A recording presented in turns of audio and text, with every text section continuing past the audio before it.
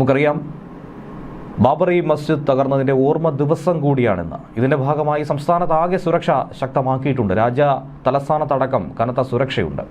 പ്രത്യേകിച്ചും ശബരിമലയിൽ കലുഷിതമായ പലവിധ വിഷയങ്ങൾ നിൽക്കുന്നത് കൊണ്ട് തന്നെ എല്ലാ കൊല്ലത്തെയും പോലെ തന്നെ ഇത്തവണയും സുരക്ഷ ഏർപ്പാടാക്കിയെങ്കിലും ഒരു പൊടിക്ക് ഒരു തട്ട് മുകളിലായി സുരക്ഷാ ക്രമീകരണങ്ങൾ തന്നെയാണ് ഇത്തവണ തയ്യാറാക്കിയിരിക്കുന്നത്. ശബരിമലയും ആ റഡാറിൽ ഉൾപ്പെട്ടിരിക്കുന്നു. മണ്ഡല മകരവിളക്ക് തീർത്ഥാടനം നടക്കുന്നതുകൊണ്ട് ശബരിമലയിലേക്ക് ഭക്തലക്ഷങ്ങൾ ഓരോ ദിവസവും എത്തുന്ന കാഴ്ച നമുക്ക് കാണാൻ കഴിയുന്ന അവസരത്തിൽ കൂടിയാണ് ശബരിമലയ്ക്ക് പ്രത്യേക സുരക്ഷ ഏർപ്പെടുത്താൻ തീരുമാനിച്ചിരിക്കുന്നത്. ഇന്നലെ മുതലാണ് സുരക്ഷ കർശനമാക്കിയത്. അത് ഇന്നും അതുപോലെ തുടരും. ശബരിമലയിൽ ഭക്തരുടെ വൻ തിരക്ക് ഇപ്പോഴും അനുഭവപ്പെടുന്നുണ്ട്. പ്രത്യേകിച്ചും ഈ സുരക്ഷ കർശനമാക്കിയത് ജനങ്ങൾക്ക് വലിയ ബുദ്ധിമുട്ടാണ്. ഭക്തജനങ്ങളെ അത് സാരമായി ബാധിക്കുന്നെങ്കിൽ പോലും മറ്റ് നിർവാഹമില്ലാത്തത് കൊണ്ട് ഇത് തുടർന്നേ മതിയാകും. ഇന്നലെ രാത്രി ക്ഷേത്രം അടച്ചത് മുതൽ ഇന്ന് പുലർച്ചെ 3 മണി വരെ, ക്ഷേത്രം തുറക്കുന്ന സമയം വരെ തീർത്ഥാടകരെ ഒരു തരത്തിലും 18ാം പടി കയറാൻ അനുവദിച്ചിട്ടേയില്ല.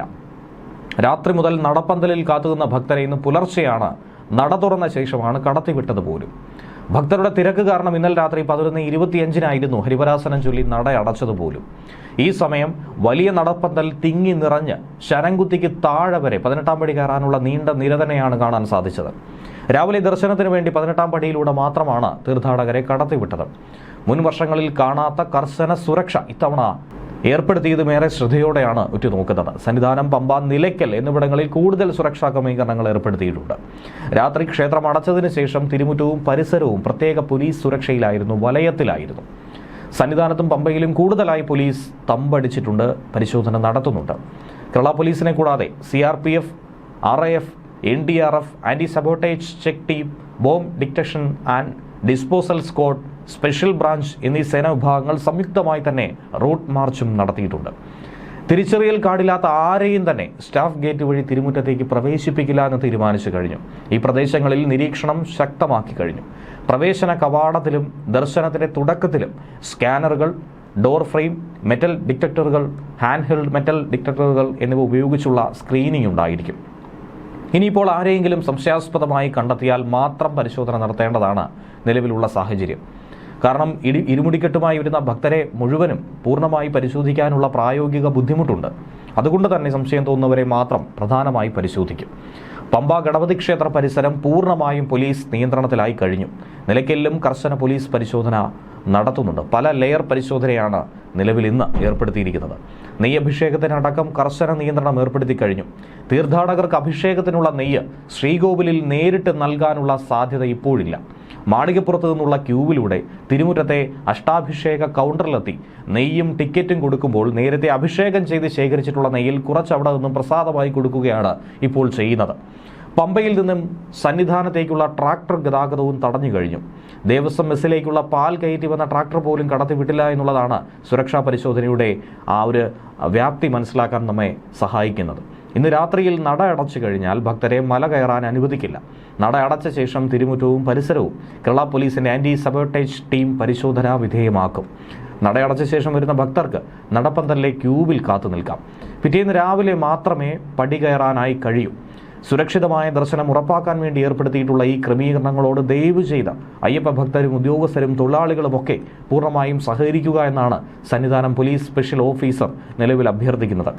എന്നിരുന്നാലും ഭക്തരുടെ സുഗമമായ ദർശനത്തിന് വേണ്ടിയുള്ള എല്ലാ ക്രമീകരണങ്ങളും നടത്തുമെന്നും സ്പെഷ്യൽ ഓഫീസർ പറയുന്നുണ്ട്. അതേസമയം ശബരിമല സ്വർണ്ണക്കൊള്ളയിൽ ED അന്വേഷണത്തെ എതിർത്ത് സർക്കാർ കോടതിയിലെത്തിയിട്ടുണ്ട്. കൊല്ലം വിജിലൻസ് കോടതിയിലാണ് നിലപാട് വ്യക്തമാക്കിയത്.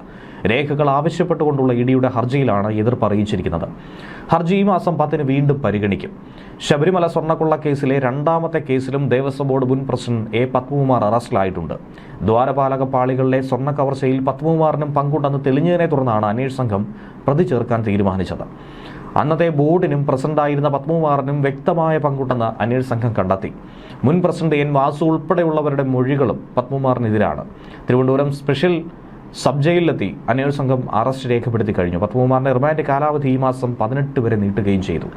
സ്വർണ്ണക്കൊള്ള കേസിൽ 2019 കാലത്തെ സ്പെഷ്യൽ കമ്മീഷണറെയും SIT ചോദ്യം ചെയ്യും. ആവശ്യമെങ്കിൽ അറസ്റ്റിനടക്കം സാധ്യതയുണ്ട്. വാതിൽപ്പാളി പുനർനിർമ്മിച്ചതിനും കട്ടിളപ്പാളികൾ, ദ്വാരപാലക, ശില്പപാളികൾ എന്നിവ കടത്തിയതും അന്നത്തെ സ്പെഷ്യൽ കമ്മീഷണറും പത്തനംതിട്ട ജില്ലാ ജഡ്ജിയുമായിരുന്ന M. മനോജ് എന്തുകൊണ്ട് ഹൈക്കോടതി അറിയിച്ചില്ല എന്നുള്ള സംശയവും ഈ ഘട്ടത്തിൽ ഉയരുന്നുണ്ട്.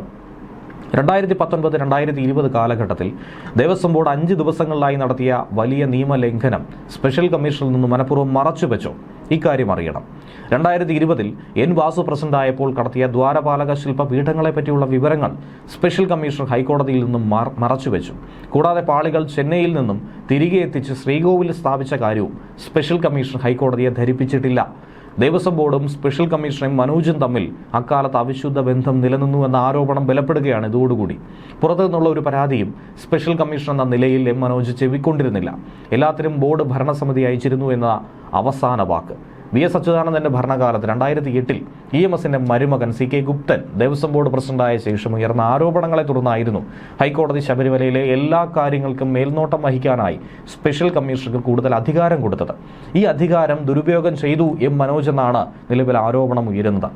സ്ഥാനമൊഴിഞ്ഞ ദേവസ്വം ബോർഡ് പ്രസിഡന്റ് PS പ്രശാന്തും ഇപ്പോഴത്തെ സ്പെഷ്യൽ കമ്മീഷണറായിട്ടുള്ള R ജയകൃഷ്ണൻ തമ്മിൽ തുടക്കത്തിൽ നല്ല ബന്ധമായിരുന്നു. പക്ഷേ പ്രശാന്ത് സ്പെഷ്യൽ കമ്മീഷണറെ അറിയിക്കാതെ സന്നിധാനത്തെ ഭസ്മക്കുളം അവിടെ നിന്നും മാറ്റി കൊപ്രാക്കുളത്തിന് സമീപത്തേക്ക് സ്ഥാപിക്കാനായി ഒരു ശ്രമം നടത്തി.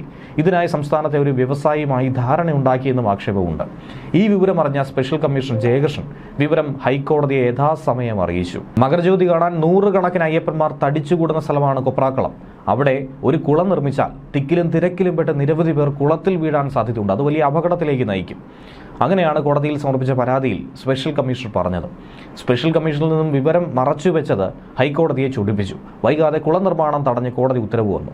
സ്വപ്ന പദ്ധതി കുളം തോണ്ടിയ ദേവസ്വം സ്പെഷ്യൽ കമ്മീഷണറോട് ശത്രുതാ മനോഭാവത്തോടെ പിന്നീട് ദേവസ്വം ബോർഡ് പ്രസിഡന്റ് പ്രശാന്ത് പെരുമാറിയെന്നും ആക്ഷേപമുണ്ട്. പിന്നീടാണ് കമ്മീഷനെ അറിയിക്കാതെ ഈ വർഷം സെപ്റ്റംബറിൽ ദ്വാരപാലക പാളികൾ കടത്തിയത്. വിവരമറിഞ്ഞ കമ്മീഷണറാകട്ടെ യഥാസമയത്ത് ഹൈക്കോടതി അറിയിച്ചു. അങ്ങനെയാണ് 2019 ശബരിമല സ്വർണ്ണക്കൊള്ള മുതലുള്ള കാര്യങ്ങൾ ഇതുവരെ പുറത്തു വന്നിരിക്കുന്നത്. 7 വർഷത്തിന് ശേഷം ഈ സ്വർണ്ണക്കൊള്ള പുറത്തു വരാനുള്ള യഥാർത്ഥ കാരണം ഇപ്പോഴത്തെ സ്പെഷ്യൽ കമ്മീഷണറായിട്ടുള്ള R ജയകൃഷ്ണന്റെ സമയോചിതമായ ഇടപെടലാണ്. അതുകൊണ്ടാണ് മുൻ സ്പെഷ്യൽ കമ്മീഷണർ എം മനോജ് ഇപ്പോൾ സംശയത്തിന്റെ നിഴലിലായിരിക്കുന്നത്.